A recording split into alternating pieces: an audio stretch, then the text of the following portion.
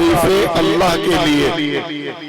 تو بہرحال جو بھائی سامنے کھڑے ہوئے ہیں براہ کرم ادھر تشریف لائیں، چونکہ یہ دینی محفل ہے، یہ دینی جلسہ ہے، اس لیے کہ مسجد میں جب انسان داخل ہوتا ہے اگر اس کے دل میں مسجد خدا کا گھر ہونے کی قدر نہیں ہے تو گویا وہ مسجد کامل اور اکمل نہیں جان سکتا، اس کے دل میں اہمیت پیدا نہیں ہو سکتی۔ میرے ابھی جو شاعر صاحب تھے ان کے واسطے سے ایک بات ذہن میں آ گئی کہ آج مسلمانان ہند بڑی کشمکش زندگی گزار رہے ہیں اور حتیٰ کہ اس طرح کے الفاظ پیش کر رہے ہیں، اس طرح کی باتیں سامنے آتی ہیں کہ گویا اللہ ہمارے ایمان کی حفاظت فرمائے، کہ گویا ایمان جانے کے خطرات زیادہ محسوس ہوتے ہیں کہ فلاں کی حکومت آ جائے گی تو یہ ہو جائے گا، فلاں ہار جائے گا تو یہ ہو جائے گا۔ ان باتوں کو ہمیں زیادہ فوکس کرنے کی اور زیادہ کہنے سننے کی ضرورت نہیں ہے، چونکہ مولانا واقف جمال صاحب جو ناب کے ناظم جلسہ ہیں انہوں نے ایک شعر کہا بہت شاندار والا، جس کا مختصر میں آپ کو سیدھے انداز میں یہ بتانا چاہتا ہوں کہ ہمارے بڑے کرم فرما حضرت حکیم الامت مولانا شاہ اشرف علی تھانوی نور اللہ مرقدہ کے خلیفہ اجل حضرت مولانا شاہ مسیح اللہ خان صاحب شیروانی نور اللہ مرقدہ بانی و محتمم مفتاح العلوم جلال آباد، حضرت فرمایا کرتے تھے کافر کی حکومت چل سکتی ہے، ظالم کی حکومت نہیں چل سکتی۔ ایک بات، دوسری بات میں نے ایک بات اور یہ بتانی ہے کہ میں مسجد میں نماز پڑھنے کے لیے گیا تو میں نے دیکھا وضو خانے کے سامنے گویا بیاہ شادی وغیرہ منائی سب چیزوں کی رسومات سے تعلق سے بڑا بورڈ لگا ہوا ہے، لیکن پھر جب نیچے میں نے پڑھا تو گویا اس میں لکھا ہوا تھا من جانب حضرت مولانا افتخار الحسن صاحب کاندھلوی نور اللہ مرقدہ کا نام لکھا ہوا تھا۔ میرا سینہ بڑا کشادہ ہوا، اس لیے کہ میرے سلسلے کے بزرگ میرا اصلاحی تعلق کاندھلا سے، مجھے کاندھلا کے اکابرین کی جوتیوں میں بیٹھنے کا شرف حاصل ہے الحمدللہ۔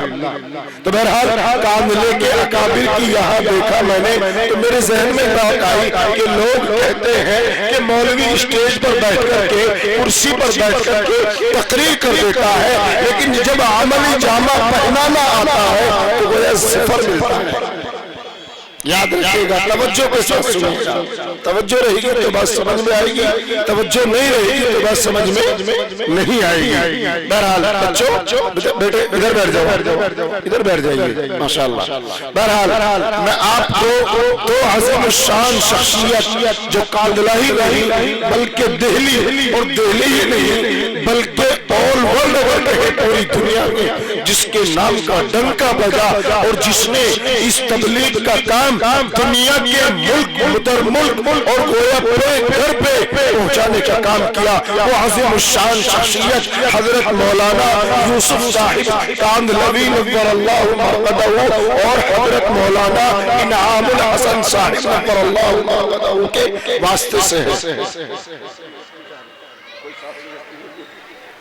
بہرحال حضرت مولانا یوسف صاحب رحمت اللہ علیہ شادی کے قابل ہوئے، مولانا انعام الحسن صاحب شادی کے قابل ہوئے۔ مظاہر العلوم سہارنپور کا 100 سالہ جلسہ تھا، مظاہر العلوم سہارنپور کا، اس کے اندر اس وقت میں سرپرست محترم حضرت مولانا شیخ الاسلام حسین احمد مدنی نور اللہ مرقدہ سرپرست تھے۔ بڑی توجہ کے بعد سنی بات ہے، چونکہ میری بہن بیٹیاں بیٹھی ہوئی ہیں، میرے بھائی بیٹھے ہوئے ہیں، آج شادی کی رسومات اس قدر بڑھ چکی ہے، اس قدر بڑھ چکی ہے کہ ہم داڑھیاں رکھتے ہیں، دعوت و تبلیغ میں جاتے ہیں، تقریریں کرتے ہیں اور گویا قرآن میں اپنے بچوں کو حافظ بناتے ہیں، اپنے بچوں کو عالم بناتے ہیں، لیکن شادی بیاہ کی رسومات سے ہم پیچھے نہیں ہٹتے۔ بہرحال حضرت مولانا الیاس صاحب رحمت اللہ علیہ نے حضرت مدنی برقدہ سے فرمایا کہ حضرت میری رائے ہے کہ انعام الحسن کا اور یوسف کا نکاح پڑھا دیا. نہ کوئی بچی دیکھی، نہ کوئی رشتہ طے کیا، نہ کوئی وقت مقرر ہے، نہ کوئی چٹھی ہے، نہ کوئی اے بچے، ارے بھائی بل صاحب خاموش بیٹھو. یہ موبائل کا استعمال کرنا گناہ ہے اور اس گناہ کو گناہ نہیں سمجھا جا رہا ہے. برائے کرم ادھر تشریف. بہرحال تو گویا حضرت مدنی نے فرمایا بچی دیکھ رکھی ہے. حضرت مولانا الیاس صاحب رحمۃ اللہ علیہ اس وقت میں مظاہروں سہارنپور کے مدرسے میں مظاہروں کے اندر مدرس پڑھاتے تھے. فرمایا حضرت بچی دیکھ رکھی ہے. فرمایا کس کی بچی ہے؟ کہ زکریا کی بچی ہے. میری نجس زبان ناپاک منہ نے آسانی سے نام لے دیا. حضرت شیخ مولانا زکریا نور اللہ مقدہ یہ بھی کاندلہ کا ہی ایک جوہر اور ایک گویا ثبوت ہے. اور بتاؤں اور کیوں نہ بتاؤں میرے بھائی، حضرت شیخ رحمت اللہ علیہ کون شخصیت تھی؟ ابھی ایک بچہ چھوٹا سا اسی مدرسے کا طالب علم تقریر فرما رہا تھا اور وہ تقریر کے اندر یہ بات کہہ رہا تھا حضرت حافظ ضامن شہید رحمت اللہ علیہ شاملی کا میدان دیکھیے، قاسم نانوتوی کو دیکھے. الحمدللہ میں اسی سرزمین کا رہنے والا ہوں. تو میں کیوں نہ ذکر کروں نقابرین کا؟ جس وقت میں حضرت شیخ زکریا رحمت اللہ علیہ آخری مرتبہ آپ گئے عرب کے لیے، تو گویا سعودی عرب کے لیے آپ آخری سفر کر رہے تھے، تو حضرت مولانا شیخ زکریا رحمت اللہ علیہ حضرت حافظ ضامن شہید رحمت اللہ علیہ کے مزار پر گئے اور مردوں والی دعا پڑھی. حضرت شیخ رحمت اللہ علیہ مسکرائے. ان میں سے میرے شیخ، میرے پیر و مرشد، میرے مشرق کرم فرما جناب حضرت مولانا محمد انور صاحب کاندلوی جو گویا حضرت مولانا افتخار الحسن صاحب کے خلیفہ ہوتے ہیں، حضرت موجود تھے. میں حضرت کے واسطے سے یہ بات پیش کر رہا ہوں. تو میں نے معلوم کیا حضرت آپ کو پہلی مرتبہ قبرستان سے گزرتے ہوئے آپ کو مسکراتے ہوئے دیکھ رہا ہوں. فرمایا کہ حضرت حافظ صاحب رحمت اللہ علیہ کہہ رہے تھے او زکریا تو شیخ ہے، شیخ الحدیث ہے، بہت ساری کتابوں کا مصنف ہے، کیا تجھے قرآن پر یقین نہیں؟ قرآن میں اللہ نے کہا ہے وَمَن يُقْتَلُ فِي سَبِيلِ اللَّهِ أَمْوَاتٌ بَلْ أَحْيَاءٌ وَلَٰكِن لَا تَشْعُرُونَ. ارے چھوڑ دو اپنا دھیان تو تم چھوڑ دو. بل احیاء وَلَٰكِن لَا تَشْعُرُونَ کہ گویا قرآن کہتا ہے کہ شہیدوں کو مردہ کہنے کی اجازت نہیں، وہ زندہ ہوتے ہیں. کیا تمہیں قرآن پر یقین نہیں؟ حافظ صاحب یہ فرما رہے تھے کہ دوسری مرتبہ حضرت فرما رہے تھے زکریا کہاں جائے گا، تیرے ایک قبر کی جتنی جگہ تھی یہاں بھی خالی. حضرت حافظ احمد صاحب جو گویا نابینا تھے، ان کی کل پٹی پر وضو کرتے وقت ان کو شہید کر دیا گیا کہ حضرت حاجی میاں جی نور محمد جنجانوی رحمت اللہ علیہ کے خلیفہ تھے. تو خانقاہ امدادیہ اشرفیہ تھانہ بھون کے وضو کرتے وقت کل پٹی پر گولی مار کے شہید کر دیا گیا.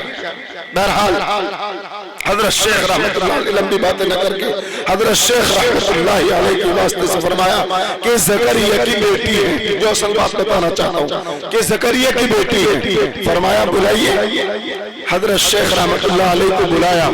یہ مظاہر العلوم کی مسجد کی بات ہے. فرمایا زکریا کہ جی چچا حضرت شیخ رحمت اللہ علیہ کے مولانا الیاس صاحب چچا ہو جاؤ. فرمایا جی چچا کہ میری رائے ہے آپ کی دو بچیاں بڑی ہو رہی ہیں، آپ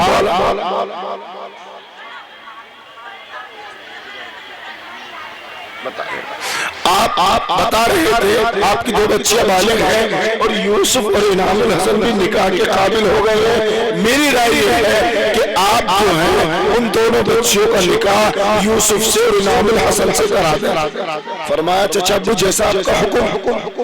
عصر کی نماز ہوئی. عصر کی نماز میں اعلان ہوا بھئی یوسف کا اور انعام الحسن کا نکاح ہوگا. عصر کی نماز کے فوراً بعد حضرت مدنی اور کچھ علماء اساتذہ کرام تشریف فرماتے، نکاح ہوا، نہ کوئی جوڑا بدلا گیا نہ کوئی کپڑا بدلا گیا، کچھ نہیں، جن کپڑوں میں تھے وہیں بٹھا کر کے نکاح پڑھایا۔ اب اس سے بھی آگے کی بات اور سنیے، گویا 2 منٹ کی اور گویا بہرحال تو گویا مقصد کہنے کا یہ ہے، بٹھا کر کے نکاح ہوا، نکاح کے بعد کی بات سنیے۔